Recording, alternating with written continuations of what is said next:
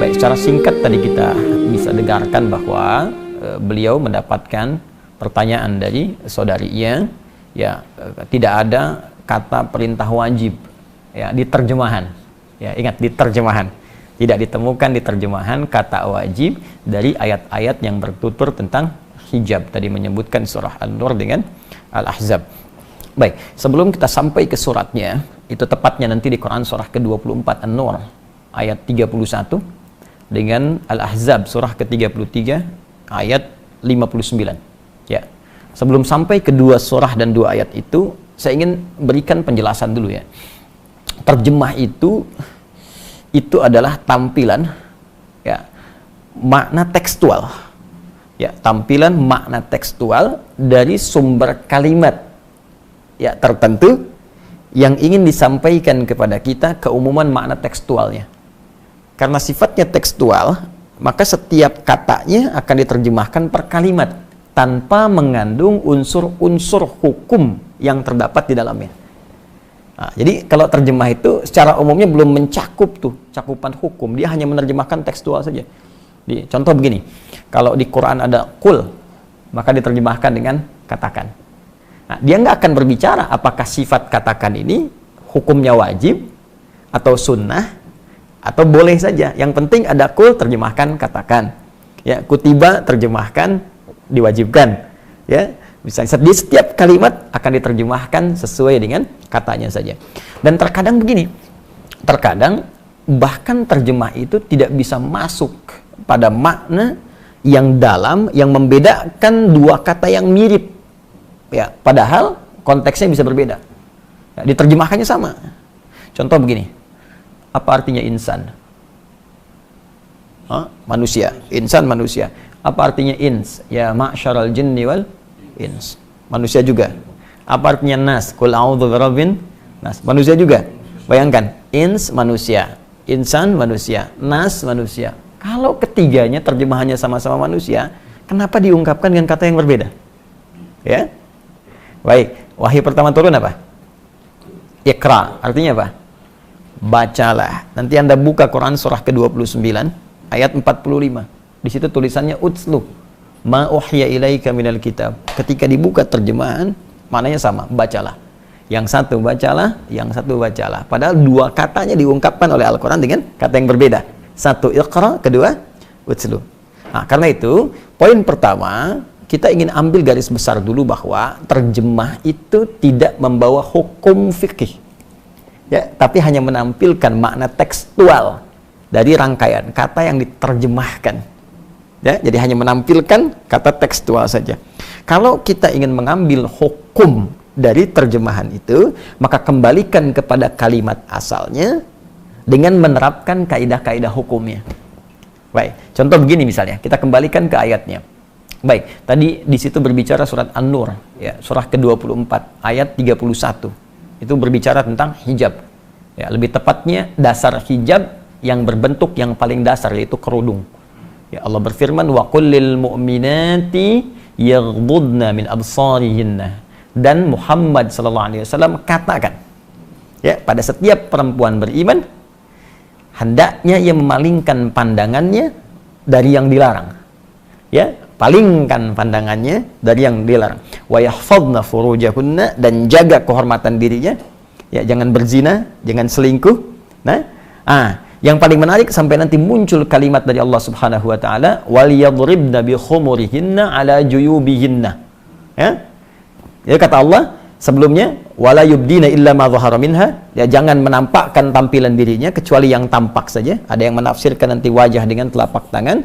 Kemudian, nah ini dia, pakaikan kerudungnya sampai dengan ke dada. Ya, sampaikan pada perempuan pakai kerudung. Ya, batas paling minimalnya sampai ke dada. Kalimat Qur'annya ini berbunyi katakan, sampaikan. Kemudian jangan. Ya. Kemudian perintahkan untuk melakukan. Jadi bahasa Qur'annya itu kalimatnya, qul, katakan. Ya. Kemudian hendaklah. Nah, ini ketika ada satu kalimat dari atas ya kepada yang bawah, tingkat yang tinggi kepada yang rendah, ya, dari Allah Subhanahu wa taala tingkat paling tinggi kepada nabi utusannya, maka dalam bahasa Arab disebut amr sifatnya, perintah. So gini, saya pimpinan di perusahaan nih, ya. Anda karyawan. Saya katakan begini misalnya. Tolong ke bawah. Ya. Baik. Ambil teh di bawah. Baik. Maka sifatnya apa? Perintah kan? Tapi kan saya nggak katakan wajib, tidak kan? Saya katakan perintah, tolong ke bawah, ambil teh. Nah ini Allah menyampaikan kepada Nabi, katakan pada semua perempuan-perempuan, palingkan wajahnya dari yang dilarang.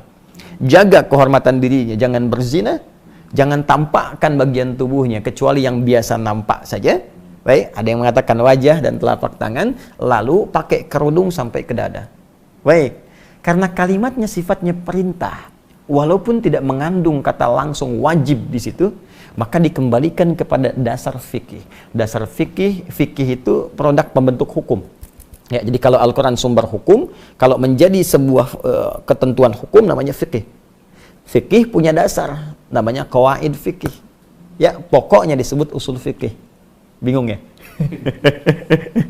Oke, karena itu nggak mudah. Jadi kalau belum paham kaidah, jangan bicara hukum. Ini biarkan ulama, ya. Sama kayak kita nyari obat kan kita tanya dokter, ya. Terus dibikin ramuan. Jadi jangan semua orang bisa ngasih obat, ya.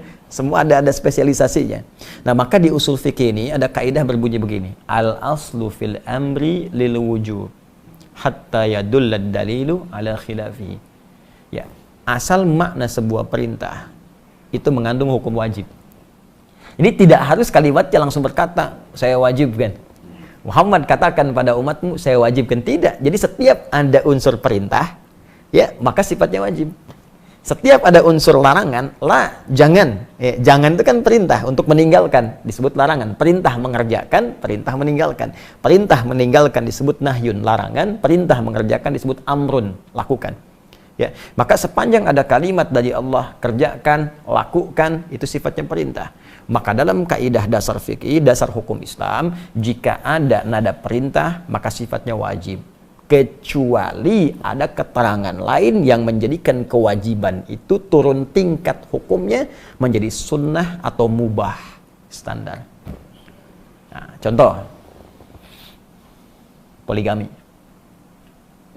Kenapa ketawa? Kenapa ketawa? Misal, Quran surah keempat An-Nisa tentang poligami ayat 3, ya. Wa in khiftum alla tuqsitu fil yatama fankihu ma taba lakum minan nisa mathna wa thulatha wa ruba'. Ya. Jika engkau khawatir, ya, tidak mampu berlaku adil pada anak-anak yatim ini ketika engkau ingin menikahinya, ya, dalam hal perawatannya, maka perintah sifatnya nikahi, kata Allah. Silakan nikahi. Ya, untuk bisa membantu merawat mereka, kamu boleh nikahi. Bisa 2, 3, atau 4. Ya, 2, 3, atau 4. Kalau dibaca sampai sini saja, jadi perintah. Maka wajib tuh. Artinya kalau yang nggak poligami, dosa. Ya kan? Nah, tapi kita teruskan ayatnya. Fa in khiftum alla ta'dilu fawahidatan. Ya. Tapi kalau Anda malah nanti nggak bisa berlaku adil dengan berpoligami itu, ya, tidak ada memenuhi kualifikasinya, syaratnya tak terpenuhi, bahkan nanti berpeluang menjadikan suasana rumah tangga tidak muncul sakinah, nggak ada mawaddah, nggak ada rahmah, cukup satu aja. Ya. Satu aja samara susah, terus pengen 2 gitu kan. Kata Quran tuh begitu. Nah, jadi jangan sampai diartikan nanti hukum poligami wajib, karena ada keterangan lain yang menjadikan tadi kalimat perintah turun. Ya, bisa menjadi sunnah, mubah, atau bahkan turun nanti geser ke kiri, makruh. Ya, kalau dikerjakan jadi buruk misalnya, atau muncul suasana yang dilarang oleh Allah Subhanahu wa taala. Jadi, pertama, kita bisa simpulkan bahwa kalimat wajib, ya, di dalam ayat Quran surah ke-24 An-Nur ayat ke-31 itu ditemukan dari bentuk katanya, ya, dalam bahasa Al-Quran, yaitu sigat kalau dalam bahasa Arab, dari unsur bentuk katanya yang berupa perintah, sedangkan perintah diartikan sebagai wajib. Jelas sampai sini? Nah, itu baru kerudung. Ini yang paling pokok dasar. Jadi bagi perempuan itu sekecil-kecilnya berkerudung. Nah, ya, jadi kalau sekecil-kecilnya berkerudung, batasnya sampai dada. Ya, cuma kan gini, di zaman Nabi itu dulu belum ada mukena seperti kita sekarang. Ya, kain boleh jadi terbatas. Jadi kalau muncul perintah sholat misalnya, ya, atau misalnya ini ketiup angin sedikit bisa terbuka dan sebagainya, kan? Nah ini karena itu dalam hal tertentu muncul kejadian ada sebagian perempuan malam-malam mau ke toilet diganggu oleh preman-preman di awal masa Islam. Di preman sudah ada dulu, nah, cuman pada taubat. Jadi kalau sekarang masih ada preman telat gitu, ya, telat. Nah, jadi diganggu. Nah, saat diganggu dilaporkan pada Nabi, esoknya turunlah Quran surah ke-33 Al-Ahzab ayat 59. Ya, Allah berfirman, ya ayyuhan nabi qul li azwajika ya wa banatika wa nisa'il mu'minin yudnina 'alaihinna min jalabibihinna. Ya, wahai Nabi SAW, katakan, perintahkan. Nah, qul, katakan, perintahkan. Ya, kepada istri-istrimu, anak perempuanmu dan perempuan beriman dimanapun. Imannya dipertaruhkan. Dipertaruhkan. Apa yang dikatakan di sini? Mulai sekarang rendahkan, ya, jilbabmu, kerudungmu itu rendahkan jilbabnya. Jadi menutup lebih bawah lagi. Ya, asa an yu'rafna fala yudzain. Dengan demikian dikenali, nanti kamu nggak diganggu lagi. Jadi ayat ini ingin menegaskan kerudung yang dipakai itu sebagai identitas bagi seorang muslimah. Yang kedua, penanda kekuatan iman, kan? Yang ketiga, kalau sudah mengenakan begitu, maka muslim-muslim, pria-pria mesti peduli. Kalau diganggu, mesti dilindungi. Ini sebetulnya jilbab itu Allahu Akbar, sayang Allah. Jadi bukti cinta Allah kepada perempuan beriman, itu diturunkan jilbab. Asalnya supaya nggak diganggu gitu. Jadi saking sayangnya Allah pada setiap perempuan beriman, jangan diganggu perempuan beriman. Ya, dari mana kita tahunya ya Allah dia beriman? Lihat, berjilbab gak? Ini identitas pertamanya. Di sepanjang Anda menemukan yang berjilbab diganggu, bantu mereka. Ya, kesulitan, bantu mereka. Itu asalnya. Jadi ketika diturunkan itu untuk meringankan perempuan, bukan untuk menyulitkan. Ya. Yang kedua, pertanda iman. Ya. Jadi yang ketiga, ini memudahkan dalam syariat. Jadi kalau dilonggarkan itu, longgar, nanti kalau di Arab kan nggak ada mukena tuh. Jadi dia bisa langsung dipakai untuk sholat sekaligus langsung. Ya. Nah, seperti ini. Jadi serendah-rendahnya menggunakan kerudung. Ya, rendah itu bukan menunjukkan rendah, tidak, karena nanti ada beberapa aktivitas yang memang sulit dikerjakan dengan menggunakan jilbab panjang. Maka paling minimal sedada itu. Ya, paling minimal sedada. Ya, jadi rendahkan dikit gitu kan. Nah, kalau kita ingin santai perpanjang, tapi kan kalau ada yang maaf ya di pasar berjualan sayur macam-macam dan sebagainya, kesulitan misalnya dalam pergerakan yang mobile, maka setidaknya paling rendah dia sedada itu. Nah, ini yang dimaksudkan di dua ayat tadi. Jadi kata wajib tidak tertuliskan di terjemahan karena memang terkandung unsur hukumnya di balik kalimat perintah di dua ayat tadi. Nah, tapi yang ingin saya tekankan di sini, karena itu belajar agama tidak bisa dicukupkan dengan terjemahan saja, itu berbahaya. Ya, karena itu mesti bertanya. Ya, jadi jangan sampai disimpulkan belajar terjemah langsung paham, tidak. Imam Al-Bukhari menulis tafsir hadisnya sahihnya 16 tahun. Ditulis 16 tahun, ya baru bisa disampaikan. Anda baca baru 1 hari atau 16 jam, tiba-tiba langsung jadi mufti misalnya, kan mustahil. Ya, jelas ya? Ya, saya kira jelas ya, pemirsa dimanapun Anda berada.